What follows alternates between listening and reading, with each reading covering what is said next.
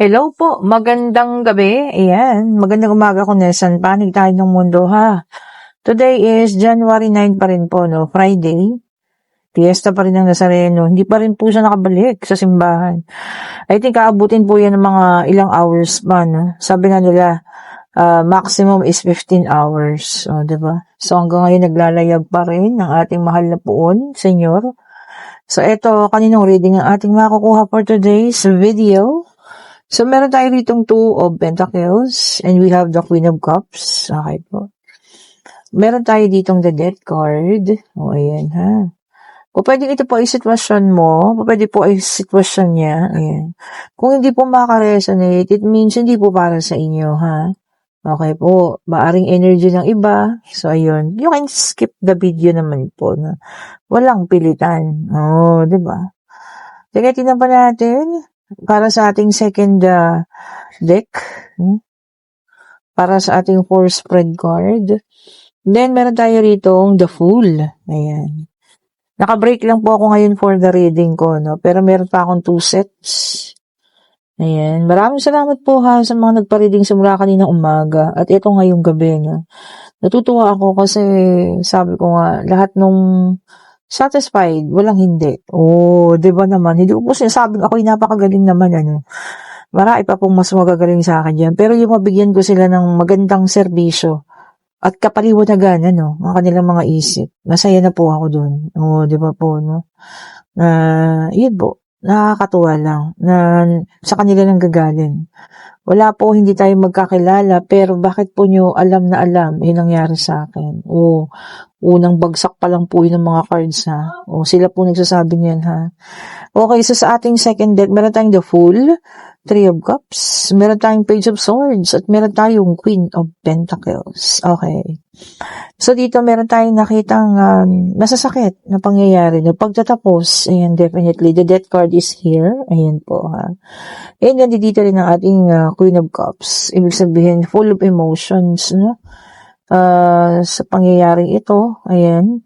Not sure kung talagang wala na ito, no? Siguro wala na nga. Because there is somebody here, which is the Fool. Pakiramdam na free. May freedom. Okay. So, dito kasi, ina-expect niya na purely, alam mo yun, oo, nandito naman, nasaktan ka, no? Pero ang ina-expect niya is parang sobrang sakit na ikaw, alam mo yun, maghahabol, magmamakaawa, magpipilit, ano? Pero baliktad. O, diba? Nagkaroon ka ng Page of Swords, which is katapangan, ano? Ayan, lumaban. Hindi dun sa para sa kanya, pero sa iba, inilaban mo ang sarili mo. O, diba? Ayan, nagkaroon ng, ayun na, unang-una pa lang, ano? Binabalanse, no? Ang lahat ng bagay. Pati emosyon, ayan ha. Pati yung papaano ka kumita, lahat nakabalance yun. Inayos mo, no? Yes, nagkaroon ng sakit. Hindi maitago. Naging painful naman. Wala namang yatang ending na nakakatuwa, no? Or naging masaya tayo. Lahat yan, may kanya-kanya pong sakit, ano? Depende lang kung paano mo dinala. Ikaw kasi iba, oh.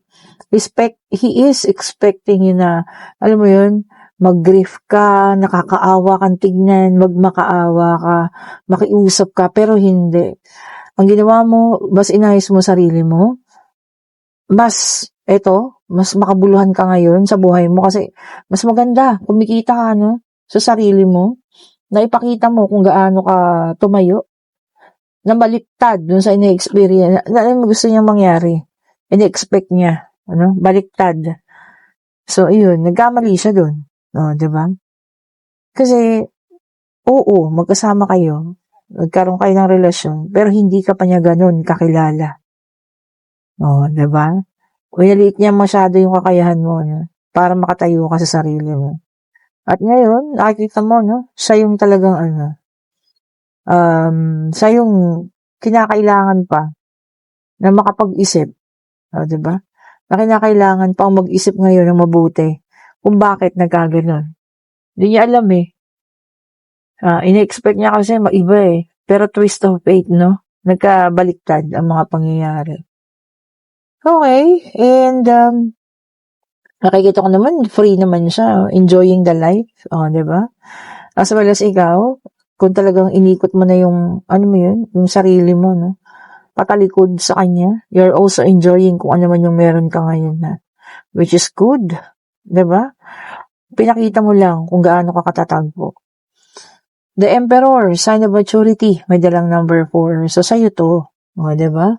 Nag-matured, naging stable, no? Yan yung mga bagay na hindi niya matanggap. No? Because expected niya talagang, alam mo yun, cry-cry ka, diba? Mababalitaan niya na, alam mo yan, hindi magandang pakiramdam ikaw, ganyan, nagbe-breakdown, mali. Iba yung nakarating sa kanya, successful, independent you, o diba? Ito ang no? Tignan mo, simplicity, sabi rito, no? Yung pagiging simple mo, pagiging totoo mo, yun yung ginamit mo, no, para makabangon. Oh, diba? Hindi niya inasahan yun. Oh, diba? Kasi, maling-mali.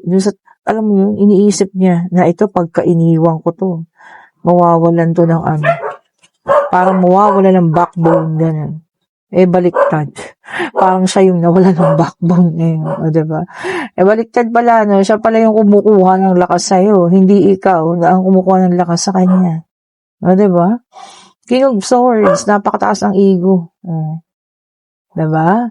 Nagkamali na't lahat, pero hindi niya pa kayang tanggapin pa rin. Nagbabacklash na sa kanya lahat ng mga pangyayari, pero alam mo yun, wala pa rin. Ganun pa rin kataas yung tingin sa sarili. Bala siya, diba? And then meron tayong the world, may number 21. Wow, success, no? Sense of belonging. O, diba? Parang ngayon nararamdaman mo na hindi mo pala siya kailangan. Napakaganda, no? Sabi ko nga sa inyo, kagaya doon sa reading natin kanina. Kanina ba yun? Rejection is redirection. So, ito yun. Nihanda ka ng Panginoon for something new. O, diba? Something na talagang makakapagpabago po, diba? Sa buhay mo. Na ito pala yun. O, mas magiging masaya ka pala kung sa sarili mo lang. O, diba? Hindi pala magiging okay kung sakaling, alam mo yun, nagtagal pa kayo. Baka mas lalo kang, alam mo yun, magipit. O, diba? And, meron tayo rito, Nine of Wands. Okay. Sabi niya rito, no, fatigue and drained. Sino sa inyo ngayon na drained? Di siya. O, diba? Kasi confusing sa kanya kung anong nangyari. Bakit iba ka? Bakit hindi nangyari yung ini-expect niya? O, may dala po may 4 and 21 na pala tayong numbers. So, yun, nade-drain siya. O, diba? Kakaisip. Bakit ganun? Ba't ganito? Hindi ito dapat. Hindi dapat ito yung nangyari. Grabe na, may mga taong ganun. Regardless na laki ito or babae, diba? Na sobrang taas ang ego. Sobrang, narcissist. Mahal niya yung sarili niya. Diba? And then, meron tayo ritong Ace of Cups. Ayan. Happiness. You're happy right now, which is good. Yun po talagang alam mo yun, mas focus ka ngayon sa kasiyahan mo, kaligayahan mo, no? With your family, no? Hindi ka nagpo-focus sa kanya or kung kanino man or ibang tao, kundi yung sarili mo lang talaga. This time, mas pinahalagahan mo yung sarili mo. Yan, ang mga talagang tinamaan siya, no? Alam mo, hindi naman siya confused. Mataas lang talaga yung ego niya at hindi niya matanggap na kinaya mo. 'Di ba? Kahit mag-isa ka. Oh, 'di ba? The death card is here. So talagang tapos na, no? Para sa'yo, hanggang doon na lang yun. Whatever, kung ano man yung kalabasan niya or ano man siya, nasa isip mo ngayon, bahala ka na sa buhay mo. Oh, tapang. Oh, 'di ba? And, meron tayo ritong the fool. Dalawang beses na meron ding the fool doon. Yes, he really is a fool. Kasi alam mo kung bakit? Pinabayaan kanyang umalis, pinabayaan kanyang or sinaktan kanya, iniwanan kanya, no? Ngayon, nag-iisip siya, diba? Deep thinking. Bakit may nangyaring ganun? Bakit hindi ito yung inaasahan niya? Oh, diba? Talagang siya ay signifies the fool. Oo, may freedom ka, may kalayaan siya ngayon. Pero alam mo yun, yung pag-iisip niya, nasa sayo pa rin. Narcissist, no? Grabe. Gusto niya siya lang yung okay. Saya mo, ha? Diba? And meron tayo ditong the Two of Cups. Somebody is coming onto you, no? Ayan. So, may paparating pa, ha? And it could be your own soulmate now. Oh, di ba? And it could lead to marriage. O, di ba? Kasalan. Pwede, no? Or kung hindi man kasalan, talagang union and partnership. Oh. So, somebody is coming na talagang siya na yung makakatuluyan mo. At ito yung tinatawag nating soulmate. Bibihira yun, ha? Pagka soulmate kasi, talagang parang kilala niyo ang isa't isa, eh. And blessings also, see? Lahat ng cups mo nakasahod. So, walang pagkatalo dito, ha? All of this is a win-win situation, ika nga. Ito na, nag-matured ka na 2 beses, no, lumabas. You're being a matured person. So, alam mo yun, hindi ka napapatalo sa mga ganyan-ganyan pa, ha? Or magpapadala pa sa mga ganyang, pasarin niya sa'yo or anything po. You have your own decision, matured ka na. Yun siguro, no, hindi matanggap. Tapos siya ngayon, selfish pa rin siya, narcissist, no? Walang ibang minamahal, kundi yung sarili lang. Wow, pangit. Diba? Parang pala, no, kaya siya umalis para magpahabol. Ano yun? Hello? Hindi nangyari. O, diba? Sisi siya ngayon. Ito para sa iba naman, ha? Okay po. Let's check. This is for, iba't ibang signs. Water sign, earth, fire, and air. Tingnan natin. Ito na. 2 agad.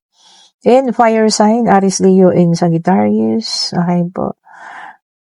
Sabi rito yung iba sa inyo, ha, there is joy na nararamdaman ngayon. No? Hindi lang happiness, no? Kagalakan, joy. Di ba? So, kung ano man nasa situation tayo ngayon, na talagang, alam mo yun, masaya lang, keep it sa sarili nyo. Mas maganda po yun, kaysa yung ipaalam nyo sa iba, ha? Kasi minsan ay evil eye pa yun, eh. Okay ka na, eh, tapos bigla-biglang hindi magiging maganda, di ba? Yung hindi lahat ng tao nagiging masaya kung masaya ka, ha? So, keep it sa sarili mo muna kung ano man yung mga pangyayaring maganda. And then, there is a wheel of fortune, fire sign ulit ito, no? Sabi niya dito, no? A destiny, and this is also the turning point. Ito na yun. So, kung ano man yung nararanasan mo, turning point na rin yun, ano? And this is also destiny mo na yun. Sabi ko nga, keep it to yourself muna. Huwag mo muna ipaalam sa iba. Kasi yun talaga ang para sa iyo, eh. O, diba? And then, Page of Pentacles, meron tayong Earth sign, Taurus, Virgo, and Capricorn. Naka-reverse. Sabi niya rito, no? Sabi niya, learn from failure. Matututo ka. May pagkatuto ka sa mga pagkakamali. Lahat naman yata. Diba? Kung hindi ka pa natuto sa pagkakamaling yun, ay ewan ko na lang. Diba? Lahat ng tao, parang sa pagkakamali natututo. Kasi kung hindi kayo magkakamali, hindi natin malalaman yun na mali pala. O, diba? And then, Earth sign ulit ito. 4 of Pentacles in reverse. Ayan. Possessiveness. Baka nakakaramdam ka ng ganun, ano? Na sobrang possessive ang partner mo. Or kung sino man taong ito, no? Hindi maganda yun. O, diba? Kasi magkakasakitan kayo niyan. Napaka-possessive niya. Ayaw kang payagan, ayaw kang bigyan ng time, diba? Para sa mga mahal mo sa buhay naman. Gusto niya siya na lang siya.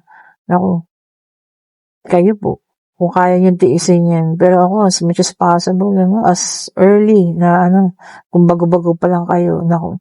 Kung hindi mo pag-uusapan, naku, kailangan yung iwasan. Diba? Or alisan. And then, meron tayong Queen of Cups, water sign. So, meron na tayong fire, earth, and water. Sa air na lang yung kulang, ha? Compassion. Ayan, meron tayong kakaawaan. Bibigyan ng awa. Sino man sa inyo, ha? Kung kakaawaan yun na yan. Check din natin, no? Baka naman, kasi may mga tao rin nagpapanggap para kaawaan, diba? Para mabigyan ng tulong. So, tingnan po natin, ha? Check natin ang mga ganong person. Kasi sayang ang pagtitiwala ninyo kung sisirain lang din, diba? And then we have the 7 of Wands, fire sign ulit ito ng Aries, Leo, and Sagittarius. Ayan. Sabi nga rito, giving up. For some of you, talagang give up na. Diba? Ayaw na. Diba? No second chances, tapos na, hanggang doon na lang. Pag ganun ang pakiramdam, ibig sabihin, paulit-ulit na yun. Wala namang ganun kabilis give up eh. Mapalalaki, mapababae, no? We still give chances. Pero pag give up na, ibig sabihin po nun, tapos na. Naubos ka na. O, diba? And there's a Queen of Pentacles, Earth sign naman. Earth sign ulit. Ayan, ano? Sabi niya rito, no, nagiging self-centered. Ayan. For some of you, or kapartner, maaring gano'n, ano. Self-centered, yung parang ano din, sarili lang iniisip. Walang pakialam sa iba. Maganda yun, ha. Siyempre, dapat magkaroon tayo ng pakialam sa partner natin. O, diba? Kaya nga partner, eh. And the star, air sign. Lumabas po lahat ng zodiac sign, ha. Sabi niya rito, no, may hinihingi, no. Yan, yung faith mo, nabibigay sa'yo yun, ang lakas. So, ibig sabihin, alam mo na kung ano man tong hinihiling mo, ibibigay po sa inyo, ha? Kung ano man yan. Oh, diba? Sabi ko nga sa inyo, kayo'y humingi at ibibigay po yan sa tamang panahon at tamang pagkakataon.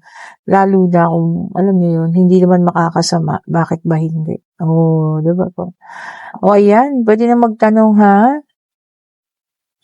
Pag-ibig pangyayari, pag-travel, kung ano man, ayan, financial, oh. Divine Universe, isa lang po, ha? Para hindi kami malito.